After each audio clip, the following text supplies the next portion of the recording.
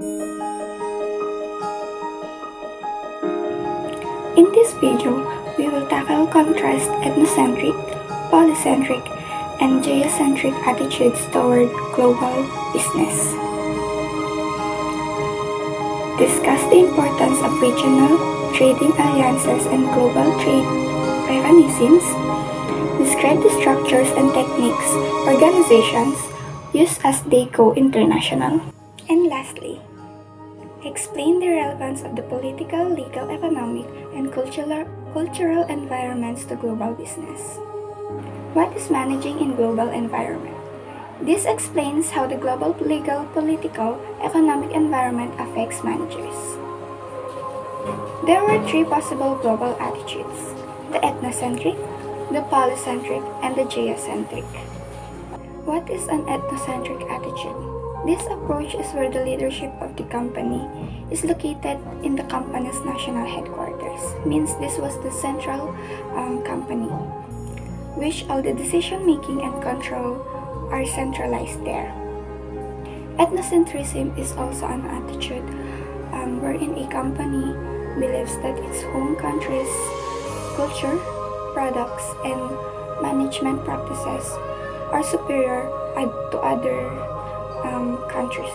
Polycentric attitude. This view that the managers in the host countries knows the best approaches. This also an approach is when executive from a company's headquarters are set strategies but defer decision making to national running the subsidiaries in foreign countries. This benefit is the local nationals bring important knowledge concerning customers' interests, values, and perspectives. Geocentric attitude, which means world-oriented view, wants to use best practices from around the world. This is also an attitude that strives for a balance between standardization and localization. In this approach, companies recognize that different markets have unique needs and preferences but also aim to maintain a certain level of global consistency. Regional trade alliances is a treaty that's signed by two or more countries that encourage the free movements of its goods and services across the borders of its members. The agreement comes with internal rules that members' countries follow among themselves. These were the example of regional trading alliances. The European Union, or the EU, a union of 27 European countries created as a unified economic and trade entity. Next is the North American Free Trade Agreement, or NAFTA. This regional trading alliance eliminated barriers to free trade, tariff, import licensing requirements, and customs user fees. The next one is Association of Southeast Asian Nations, also known as ASEAN or ASEAN. This trading alliance consists of 10 Southeast Asian nations. Next is African Union. Is a continental union consisting of 55 member states located on the continent of Africa. International Trade Mechanism, which also known as international trade, means works through a flow of huge complex supply chains between the countries that source of raw materials to the countries that manufactured the raw materials and later to the consumer nation, which is the nation that puts the final product for its use.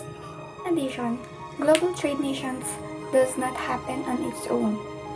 As trade issues arise, global trade systems ensure that trade continues effectively and efficiently. There were 4 examples of global trade mechanism. The first one was World Trade Organization, or the WTO, International Monetary Fund, or the IMF, World Bank Group, And lastly, the Organization of Economic Cooperation and Development, or the OECD. The importance of regional trade alliances and global trade mechanisms helps the countries or nations to conduct a trade through a systems of rules.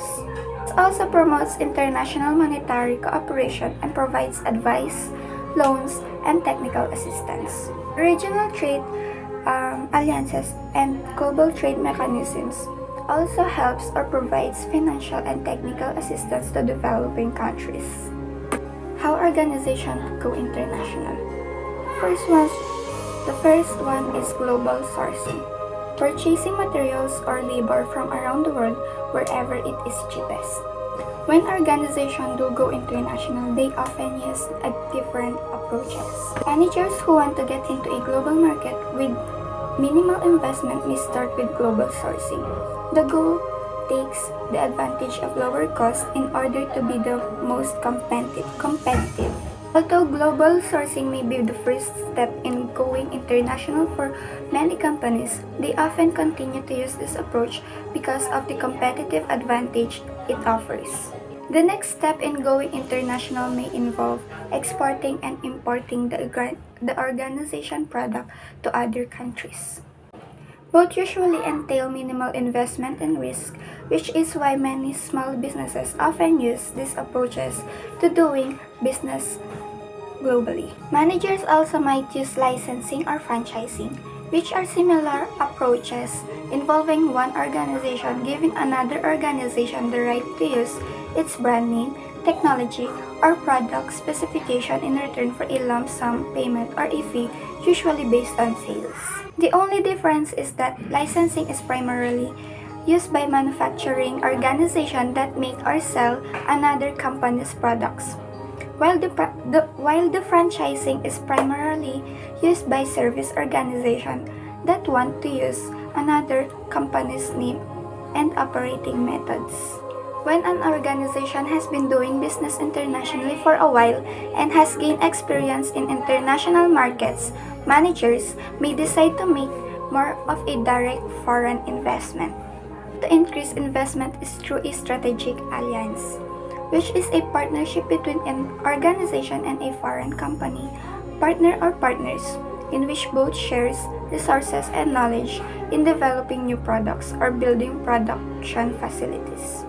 Joint venture, a specific type of strategic alliance in which the partners agree to form a separate, independent organization for some business purposes. Lastly, the foreign subsidiary. This subsidiary can be managed as a multi-domestic organization, or the local control, or as a global organization, centralized control. As you can probably guess, this arrangement involves the greatest commitment and of resources and possess the greatest amount of risk.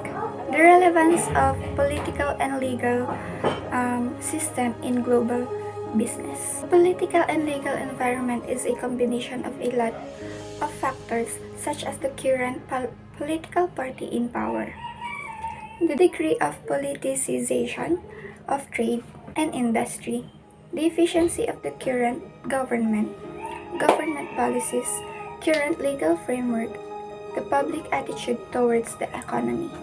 Economic environment. A global manager must be aware of economic issues when doing business in other countries.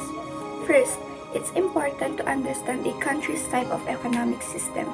The two major types are a free market economy, and a planned economy. A free market economy is one in which resources are primarily owned and controlled by the private sector. A planned economy is one in which economic decisions are planned by a central government. Cultural environment. Countries have cultures too. National culture includes the values and attitudes shared by individuals from a specific country that shape their behavior and their beliefs about what it is important.